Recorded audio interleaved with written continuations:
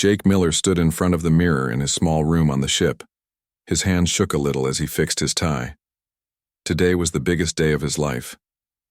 He was going to meet aliens for the first time. Real aliens. The ship New Horizon had been flying through space for 3 weeks.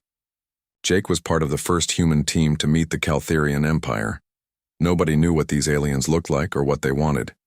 Jake's job was simple. He had to be polite and not start a war. "You ready for this?" Captain Lisa Brown asked, as she walked into his room. She was tall and serious. Her uniform was perfect. She had been in space for 15 years and had seen many strange things. But never aliens. "I think so," Jake said. He was 32 years old and had worked as a diplomat on Earth for 10 years. He was good at talking to people and solving problems. But talking to aliens was different. Very different. "Remember what we talked about," Lisa said. "Be calm. Don't touch anything. Don't make sudden moves. We don't know how they think." Jake nodded. He had studied all the reports. 3 months ago, the Caltherian Empire had sent a message to Earth. They wanted to meet. They said they came in peace. Earth's leaders decided to send a small team to a neutral space station. The space station was huge. It was bigger than any building Jake had ever seen. It floated in empty space between human and alien territory. The station belonged to neither humans nor aliens. It was a safe place to meet. Jake walked to the shuttle bay with Captain Brown and 3 other team members. Dr. Amy Clark carried a bag full of recording equipment. She wanted to study everything about the aliens. Commander Rick Stone was their guard. He had weapons but hoped he would not need them. The last person was Ben Cooper, a technology expert. The shuttle flew them to the space station. Jake looked out the window and saw alien ships. They were beautiful and strange. The ships were white and curved like seashells. They glowed with soft blue light. "Those ships are amazing," Ben said. "I wonder how they work." "Maybe we'll find out," Jake said.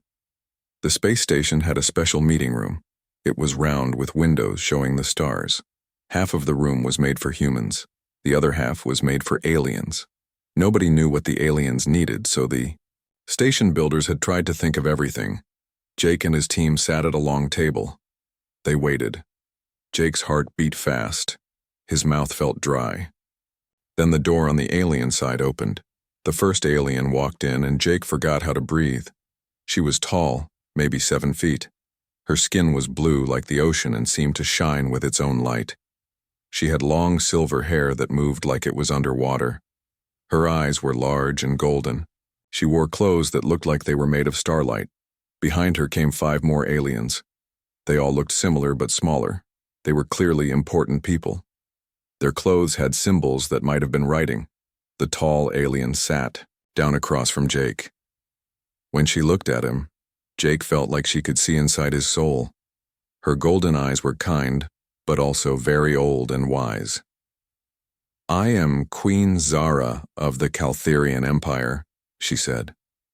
Her voice was musical and beautiful. She spoke perfect English. "We have come far to meet you." Captain Brown stood up. "I am Captain Lisa Brown of Earth. We are honored to meet you. This is our diplomatic team." Queen Zara nodded to Lisa, but her eyes stayed on Jake. There was something strange about the way she looked at him, like she knew him from somewhere. "I know your names?" Queen Zara asked. Lisa pointed to each person. "This is Dr. Amy Clark, Commander Rick Stone, Ben Cooper, and Jake Miller." When Lisa said Jake's name, something amazing happened. Queen Zara's eyes went wide. She stood up quickly. Her alien friends looked surprised and worried. Queen Zara pointed directly at Jake. She turned to the aliens beside her and said something, in their language. It sounded like singing mixed with wind chimes. Then she smiled, the biggest, happiest smile Jake had ever seen. She turned back to the human team and said in clear English, "This is my husband." The room went completely quiet. Jake felt like the world had stopped spinning. His team stared at him with open mouths. The alien council looked shocked but also excited. "I'm sorry, what?" Jake said. His voice cracked like he was 13 years old again. Queen Zara walked around the table. She was graceful like a dancer. She stopped right in front of Jake and looked down at him with those golden eyes. "You are my husband," she said again. "I have been waiting for you." "But we just met," Jake said. He looked at his team for help. They all looked as confused as he felt. Dr. Clark stepped forward. "Your Majesty, I think there might be some misunderstanding. Humans don't usually get married when they first meet." Queen Zara laughed. The sound was like silver bells. "Oh, but we have met before, many times, in my dreams." Commander Stone's hand moved toward his weapon. Captain Brown gave him a sharp look that said, "Don't you dare." "This is wonderful news," said one of the Alien Council members. "The Queen has found her mate. We must celebrate." "Wait, wait, wait," Captain Brown said. She held up her hands. "Let's slow down here. Jake, do you know this lady?" Jake shook his head.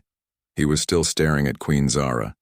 She was the most beautiful being he had ever seen, but that wasn't the strange part.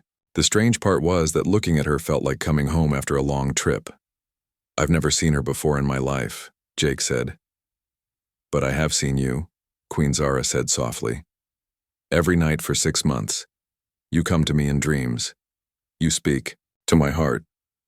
I knew when I saw your face that you were the one."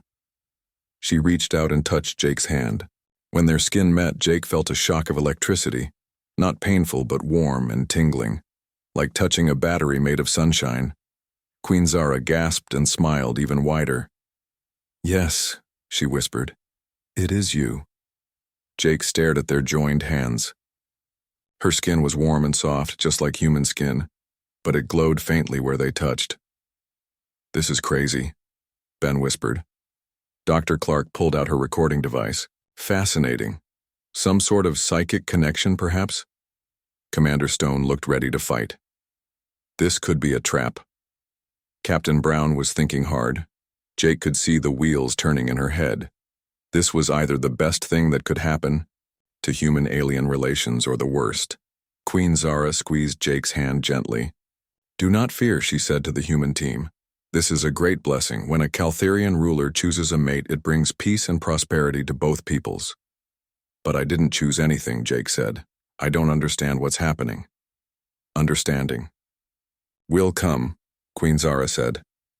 "For now, just trust what your heart tells you." Jake looked into her golden eyes and felt something he couldn't explain. It was like finding a missing piece of himself he didn't know was lost. But he was also terrified. He had come here to shake hands and maybe sign a peace treaty. He hadn't come here to get married to an alien queen. The Alien Council was talking excitedly in their musical language. They kept looking at Jake and nodding happily. "What are they saying?" Lisa asked. Queen Zara smiled. "They are saying that the prophecies were true, that the bondmate would come from the stars. They are very pleased." Jake felt like he was in a dream, a very strange, beautiful, terrifying dream. And Queen Zara was still holding his hand. 3 hours later, Jake sat in a room that looked like it was made of crystal and light. Everything glowed softly.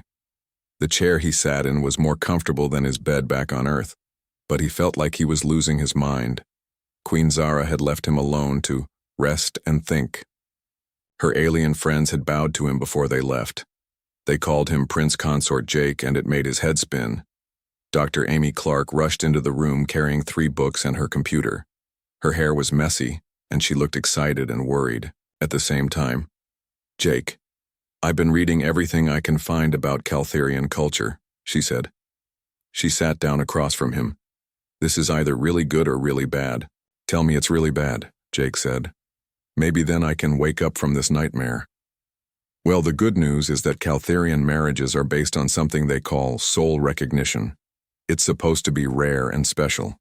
The bad news is that once a queen claims someone, the marriage is considered real immediately." Jake put his head in his hands. "So I'm married to an alien?"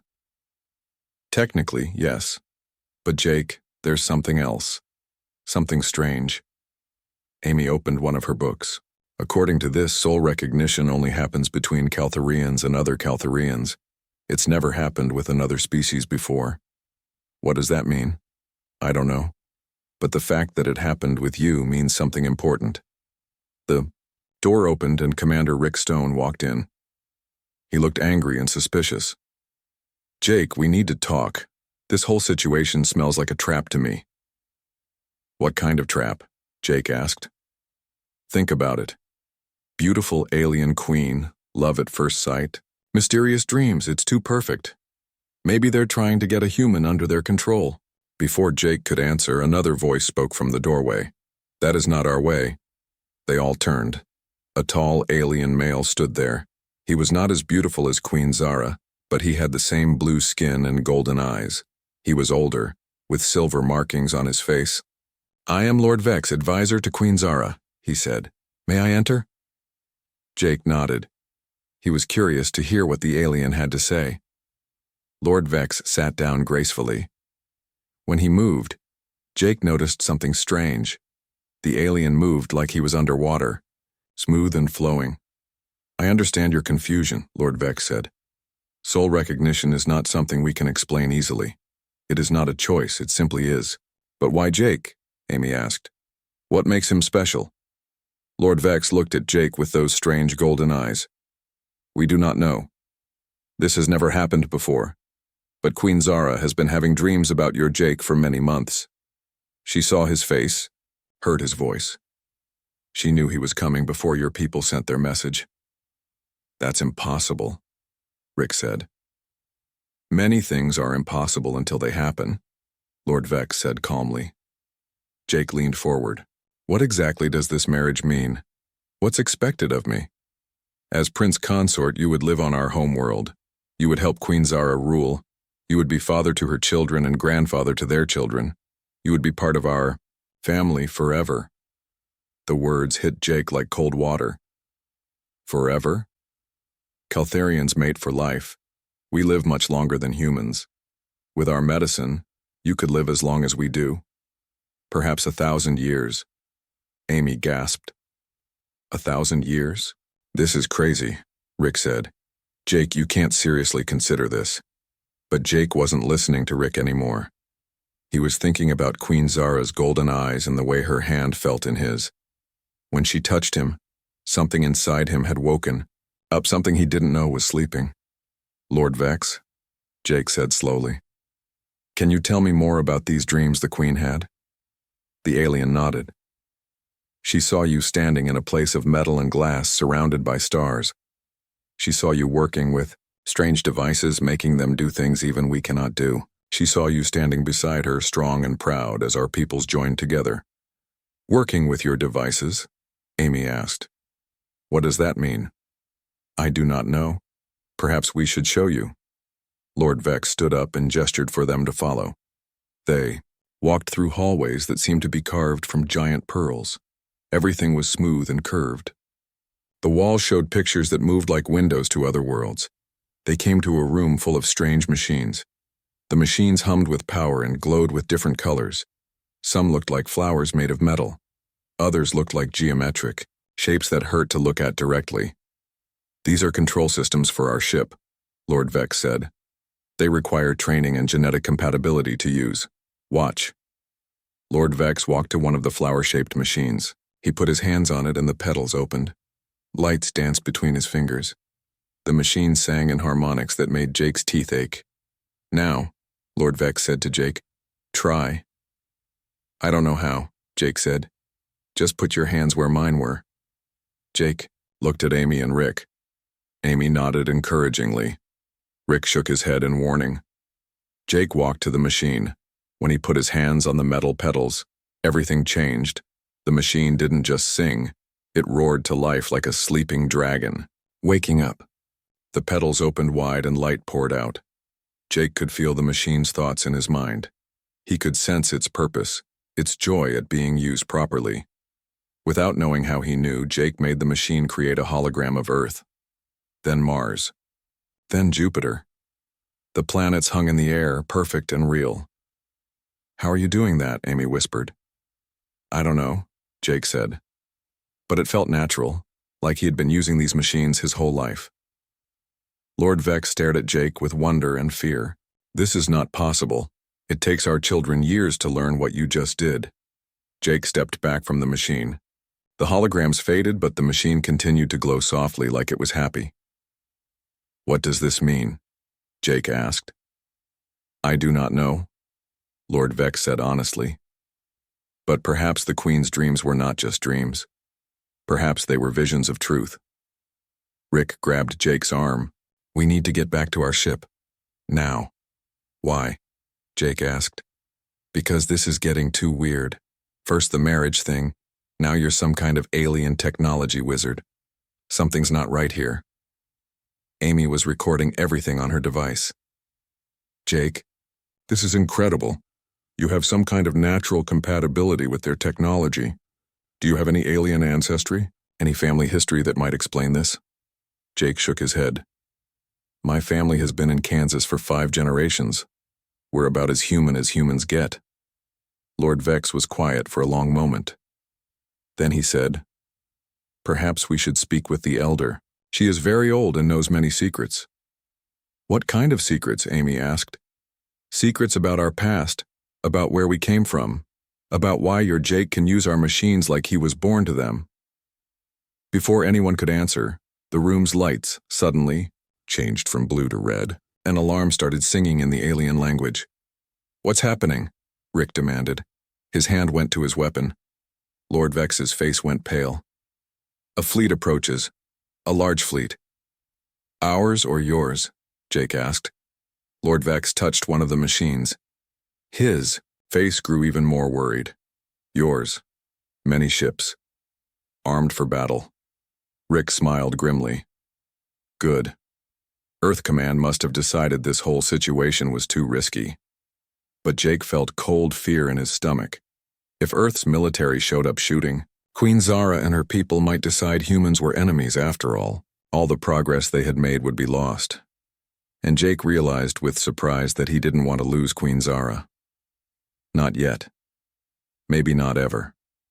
"We need to stop a war from starting," he said. "How?" Amy asked.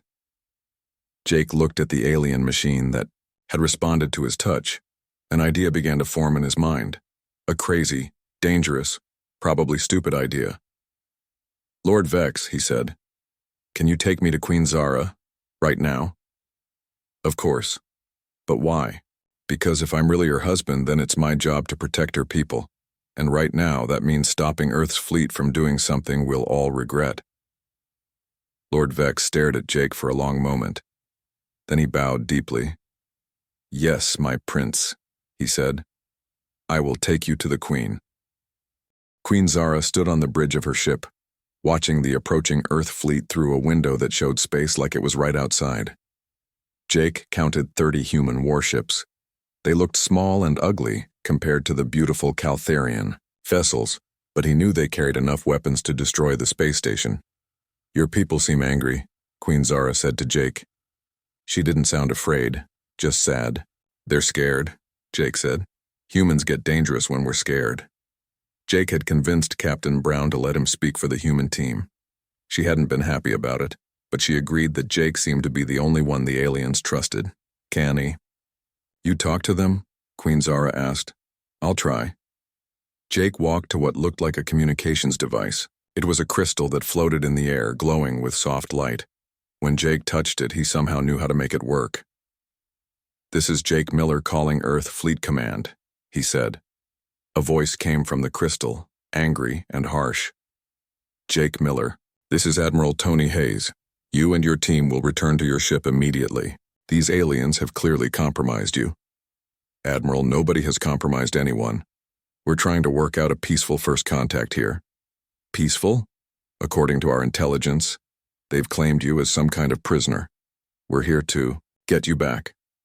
Jake looked at Queen Zara. She was listening to every word, her golden eyes sad and worried. "Admiral, I'm not a prisoner. The situation is complicated, but we're making progress. Son, you've been brainwashed or drugged or something. No human would willingly cooperate with an alien species we know nothing about." "That's just it, Admiral. I think we do know something about them. Something important." Before the Admiral could answer, an old voice spoke from behind Jake. "The young prince is correct." Jake turned around. An ancient Caltharian stood there. She was bent with age. Her blue skin faded to almost silver. Her golden eyes were clouded but still bright with intelligence. "I am Elder Kai," she said. "I have lived for 800 years. I have kept secrets that perhaps should be secrets. No longer." Queen Zara bowed deeply to the old woman. "Elder, you honor us with your presence. Child, the time for old secrets has passed. This young human carries the blood of our ancestors. It is time he learned the truth." Jake felt Dr. Amy Clark grab his arm. She had been recording everything with her device. "What truth?" Jake asked. Elder Kai moved slowly to the center of the room. When she spoke, her voice carried the weight of centuries. 500 years ago, a great ship left your Earth. It carried 10,000 humans to the stars. They were looking for a new home, far from wars and pollution and hatred. Jake's heart started beating faster. What happened to them? Their ship was damaged by a cosmic storm. They crashed on our world, which was then empty and beautiful. We Caltharians found them dying in the wreckage of their great ship. Amy was recording frantically. "You saved them?" "We tried, but the damage was too great. Most of the humans died. Only a few hundred survived. They were hurt, changed by the cosmic radiation and the crash. Over many generations they became us." The words hit Jake like a physical blow. "You're saying Caltharians are descended from humans?" "We are your children lost in the stars," Elder Kai said. "Changed by time and circumstance, but still family." Queen Zara stared at Elder Kai with shock. "But Elder, our histories say we evolved on the homeworld naturally. We told your people that story to give them pride and purpose. But the truth is that we are human children, grown strange and beautiful in alien soil." Jake's mind raced. That would explain why he could use their technology, why Queen Zara had dreamed of him, why the soul recognition had worked. "The genetic compatibility," Amy whispered. "That's why Jake can interface with your machines. He's working with technology, originally designed by human ancestors." Elder Kai nodded. "The original colonists built our first cities, our first machines. Everything we have comes from human science, changed and improved over centuries." The communication crystal crackled.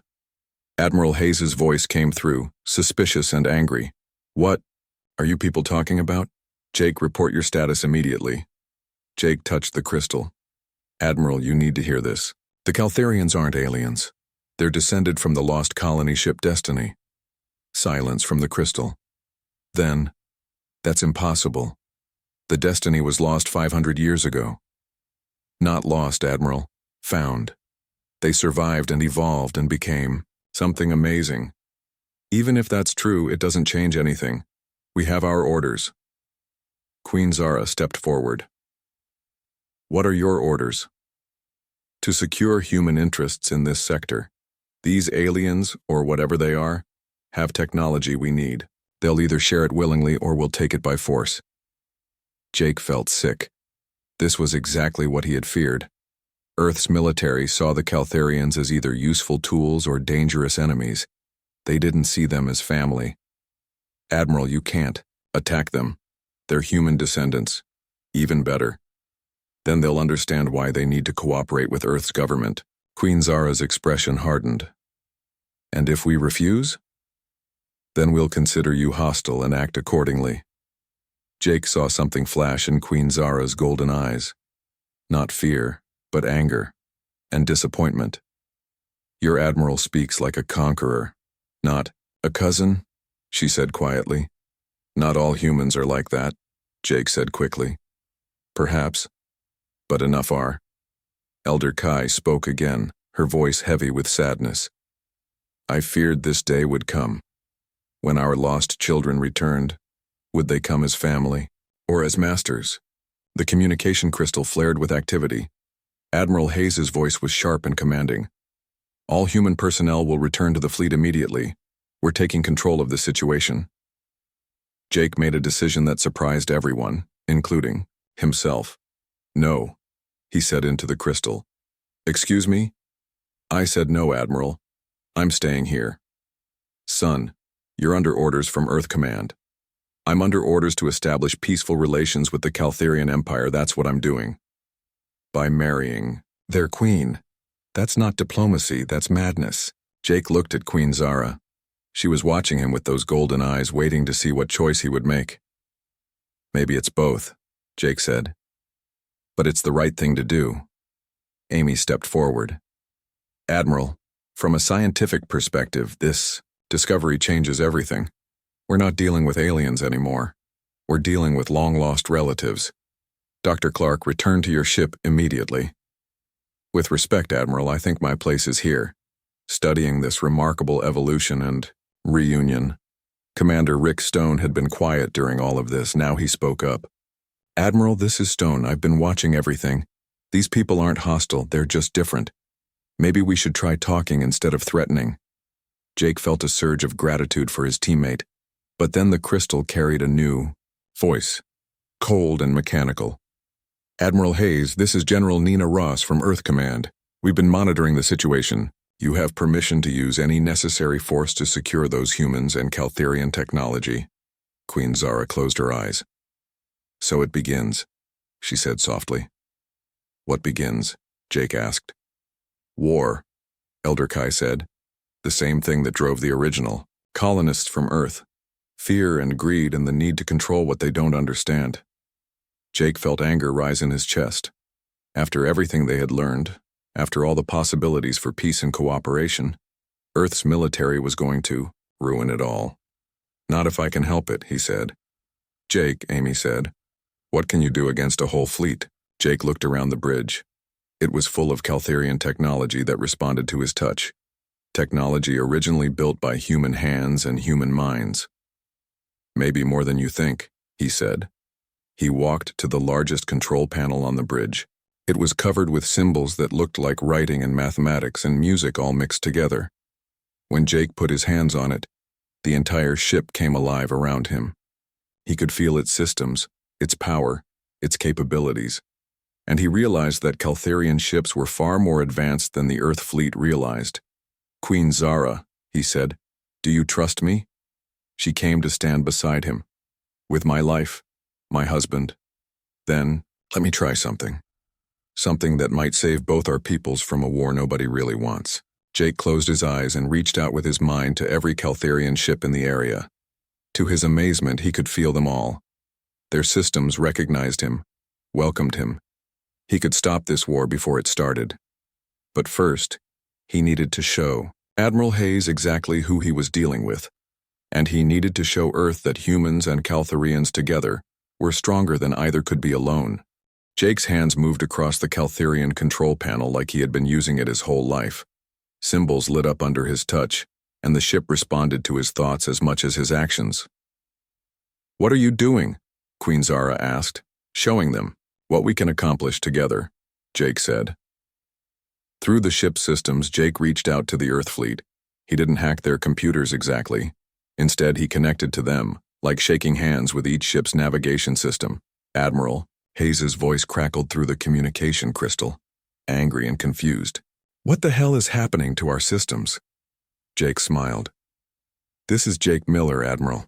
I'm showing you what Caltherian technology can do when guided by human intuition. Our navigation is going crazy. Our weapons are offline. How are you doing? I'm not attacking you, Admiral. I'm protecting you. Your ships were about to fly into a gravity field that would have crushed them. I've moved you to a safe position. On the viewing window, Jake could see the Earth fleet had been gently moved away from what looked like empty space.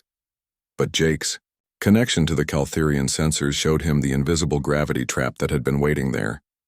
Dr. Amy Clark stared at the display. Jake, how did you know that was there? The ship told me, Jake said simply. These machines don't just follow orders, they think, they learn, they want to help. Admiral Hayes sounded shaken. This is impossible. No human should be able to control alien technology like this. Elder Kai spoke from behind them. But he is not controlling it, Admiral. He is cooperating with it. There is a difference. Who is this? This is Elder Kai, Jake said. She's 800 years old, and she has something important to tell you. Elder Kai moved closer to the communication crystal. Her old voice carried clearly. Admiral Hayes, I was alive when your colony ship Destiny crashed on our world.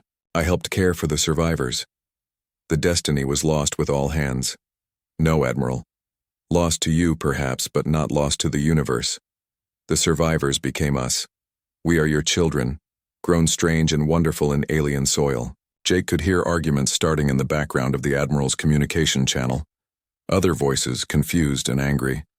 Then a new voice came through the crystal, young and familiar. Jake? Jake, is that really you? Jake's heart jumped. Ben Cooper? It's me, brother. I'm on Admiral Hayes's flagship. Ben Cooper was Jake's younger brother. He was a space marine, tough and smart, and absolutely loyal to his family. Ben, what are you doing here? When Command heard you were missing, they called in anyone who knew you.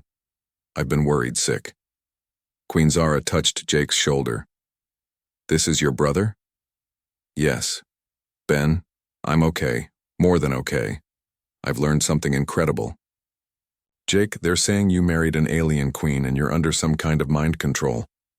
I married Queen Zara because it was the right thing to do. And Ben, she's not really alien. None of them are. Jake quickly explained everything Elder Kai had told them about the lost colony ship, the survivors, the evolution of humans into Caltharians. There was silence from Ben's end for a long moment. So these blue people are our cousins? More than cousins, Ben, they're family. Admiral Hayes cut back into the conversation. Even if that's true, it doesn't change our mission. Earth needs their technology. Why? Queen Zara asked.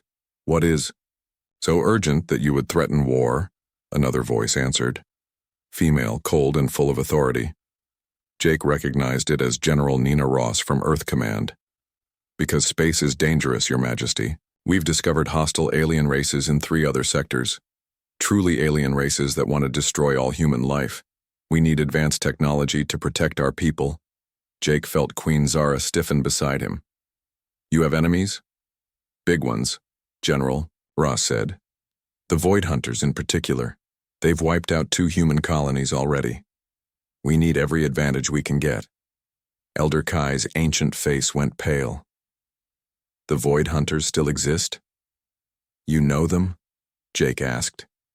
They are the reason. The Destiny fled Earth in the first place. An ancient enemy that feeds on the life force of entire planets. We thought they had been destroyed long ago. Jake felt a chill run down his spine. If the Void Hunters were real and still dangerous, then Earth's desperation made sense. General Ross, Jake said into the crystal, what if I told you there was a better way? What if instead of taking Caltharian technology, we combined it with human innovation? Explain. Jake looked at Queen Zara. She nodded encouragingly. I've been working with their machines for a few hours, and I've already improved their efficiency by 30%. Human creativity plus Caltharian engineering equals something neither species could achieve alone. Prove it, Admiral Hayes demanded. Jake grinned. Watch your sensors, Admiral. Jake reached out through the ship's systems and connected to a nearby asteroid field. Using the ship's technology, he began moving asteroids into formation. But not just moving them, reshaping them. Within minutes, Jake had built a space station from raw asteroid material, a beautiful, functional structure that combined human practical design with Caltharian elegance. My God, Ben's voice whispered through the crystal. How? Did you do that so fast? Admiral Hayes asked. Caltharian technology can reshape matter at the molecular level, Jake explained. But it takes human imagination to know what to reshape it into. Queen Zara stared at the new space station in amazement. In 800 years, none of us has learned to use our technology so creatively. That's because you think like Caltharians, Jake said. You're elegant and wise and patient. Humans are chaotic and impulsive and full of crazy ideas. Put them together, and you get miracles, Elder Kai said softly. But then alarms started going off throughout the Caltharian ship. The viewing window changed to show something that made Jake's blood run cold. Ships were approaching, dozens of them. They were black, as space itself and shaped like hungry mouths full of teeth. They moved wrong like they were sliding between dimensions. Void Hunters, Elder Kai whispered. Admiral Hayes's voice came through the crystal, tight with fear. How did they find us? Here? They follow the scent of large gatherings, Elder Kai said. 2 fleets meeting would draw their attention from several star systems away. Jake could feel Queen Zara's fear through their strange connection, but also her determination. How many? She asked. Jake reached out with the ship's sensors. 47 ships, and they're big. Our combined fleets only have 60 ships total, Admiral Hayes said, and we don't know if our weapons will work on them. Ours will, Queen Zara said grimly, but not well enough. Jake looked at the approaching enemy fleet, then at the human and Caltherian ships scattered around the space station. An idea began to form. Another crazy, dangerous idea. What if we linked our fleets together? Jake said. Connected the human and Caltherian ships through their communication systems? What would that accomplish? General Ross asked. Human ships are fast and tough. Caltherian ships are elegant and powerful. But what if we could combine their strengths in real time? Jake's hands flew across the control panel. He reached out to every human and Caltherian ship in the area, creating a network that had never existed before. Suddenly, human weapons could fire with Caltherian precision. Caltherian shields could be reinforced with human engineering. The 2 fleets became one fleet, more powerful than either could be alone. This is incredible, Ben's voice said through the crystal. It's like our ships are thinking together. They are, Jake said. And so are we. The Void Hunter fleet was almost within weapon range. Jake could feel their hunger, their hatred of all living things. They wanted to feed on the life energy of everyone present. All ships, prepare for battle, Admiral Hayes ordered. Wait, Queen Zara said. Jake, can you do more than link our ships? What do you mean? Can you link our minds, all of us, human and Caltherian together? Jake stared at her. I don't know. Maybe. But that would be dangerous? Yes, but it might be our only chance. Elder Kai nodded slowly. 2 species thinking as one, fighting as one. It has never been done. Then let's be the first, Jake said. He reached out through the ship's systems not just to the other vessels, but to the minds of every human and Caltherian in both fleets. For a moment, Jake felt like he was drowning in thoughts and emotions that weren't his own. Then gradually, harmony emerged from chaos, human determination mixed with Caltherian wisdom. Earth's aggressive tactics blended with the aliens' patient strategy. 60 ships became one massive organism, ready to defend, all life against the Void Hunters. By all the stars, Admiral Hayes whispered, I can feel everyone, humans and aliens alike. We are not aliens to each other anymore, Queen Zara said. We are family. The first Void Hunter ship opened fire, sending beams of pure darkness toward the combined fleet. Jake smiled as their united ships moved in perfect coordination to meet the threat. The real battle was about to begin. The battle against the Void Hunters lasted 3 hours and changed everything. Jake felt every moment of it through the mental link he had created between the human and Caltherian fleets. He experienced the fear of a young human pilot as dark energy beams missed his ship by inches. He shared the calm determination of a Caltherian weapons officer as she calculated the perfect moment to fire.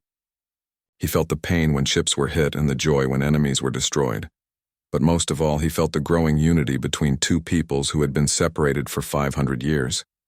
Human ships used their speed and aggressive tactics to distract the Void Hunters, while Caltherian vessels struck with precision and devastating power.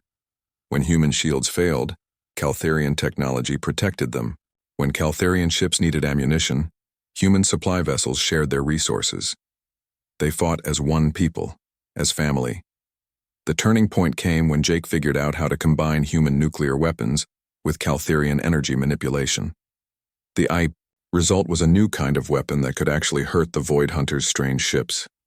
Admiral Hayes, speaking through the mental link, was amazed. In 3 hours of cooperation, we've developed technology that would have taken either species decades to create alone. This is what we can accomplish together, Queen Zara replied, her thoughts mixing with her words. This is why the universe brought Jake to us. When the last Void Hunter ship was destroyed, the combined fleet hung in space, battered but victorious. Jake slowly dissolved the mental link, but the connections between human and Caltherian minds remained. Friendship and trust that would last generations. Jake sat back in his chair, exhausted but happy. Through the viewing window, he could see human and Caltherian ships flying together, their crews already planning joint missions and shared technology projects. "It's over," he said to Queen Zara. "No," she said, smiling. "It's just beginning." Admiral Hayes asked to come aboard the Caltherian flagship. When he arrived, Jake was surprised to see that the stern military commander was crying. "I owe you all an apology," Hayes said. "I came here ready for war, and instead I found family." Elder Kai, despite her great age, had stayed on the bridge throughout the battle. She approached Admiral Hayes with steady steps. "There is nothing to forgive," she said. "You were protecting your people. That is what good leaders do."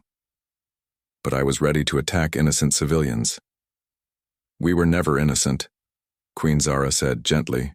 "We kept the truth of our origins secret for too long. We let fear and pride keep us from reaching out to our Earth cousins." Jake's brother Ben arrived with the Admiral's shuttle. When he saw Jake, he ran across the bridge and grabbed him in a bear hug. "Don't ever scare me like that again," Ben said. "I can't promise that." Jake laughed.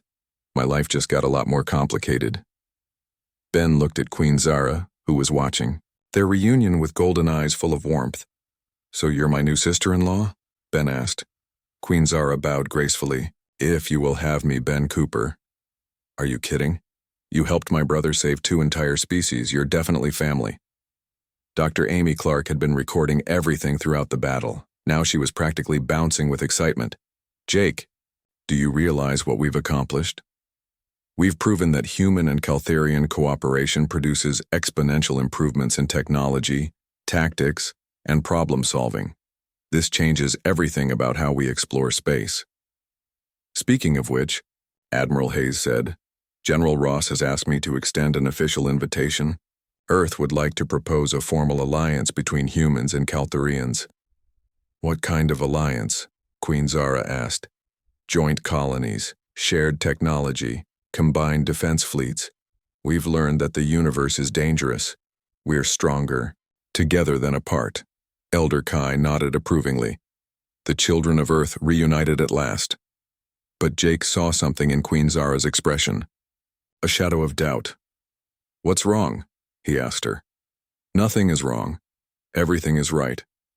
Perhaps too right." She walked to the viewing window, looking out at the mixed fleet of human and Caltherian ships.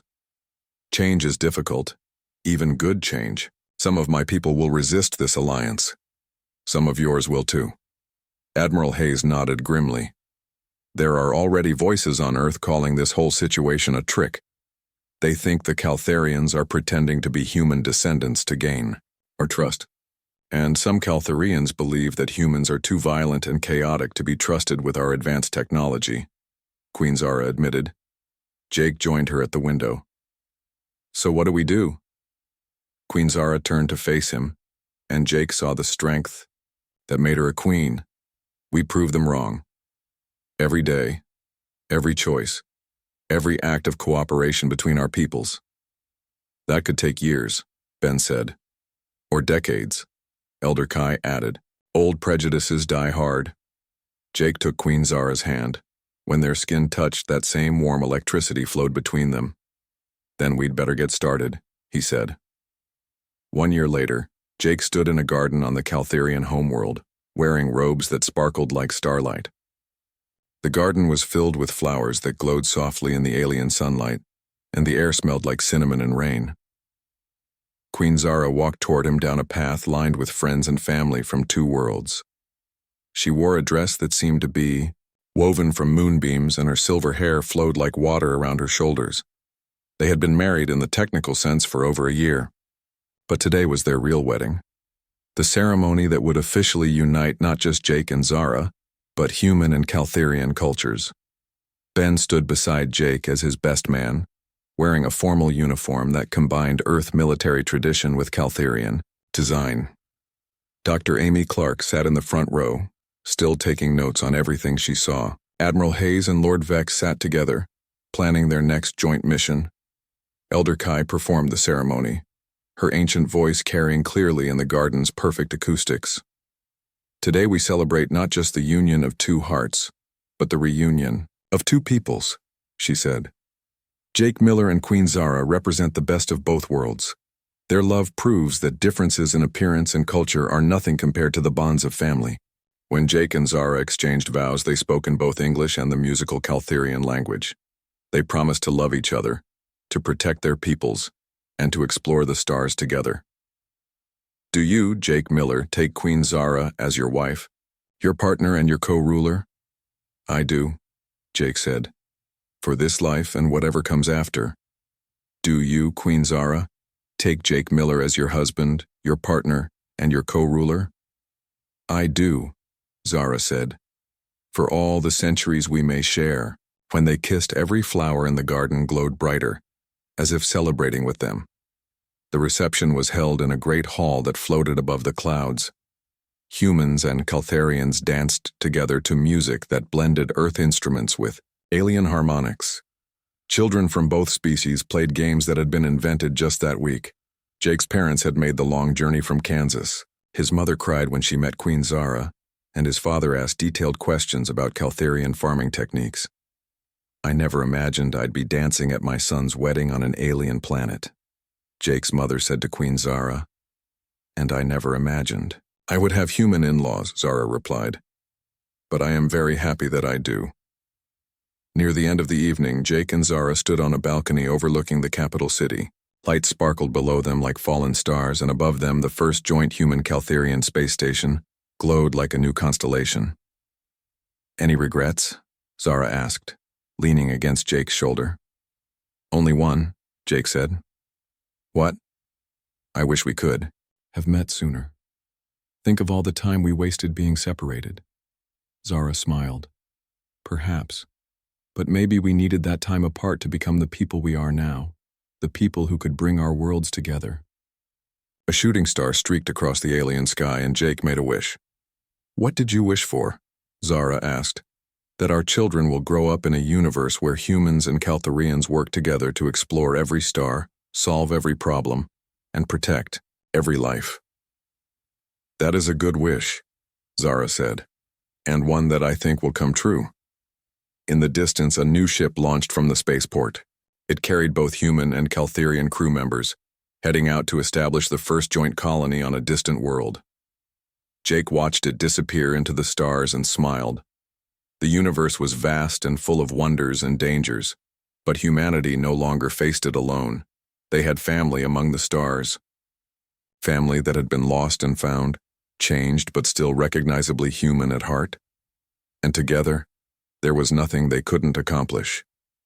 Queen Zara squeezed his hand. Come, husband. We have work to do. What kind of work? The kind that will last 1,000 years, she said, her golden eyes sparkling with mischief and love. Planning our future together. Jake laughed and followed his wife back into the celebration, ready for whatever adventures awaited them among the stars. The alien. Queen had spotted him, claimed him, and changed his life forever, and he had never been happier.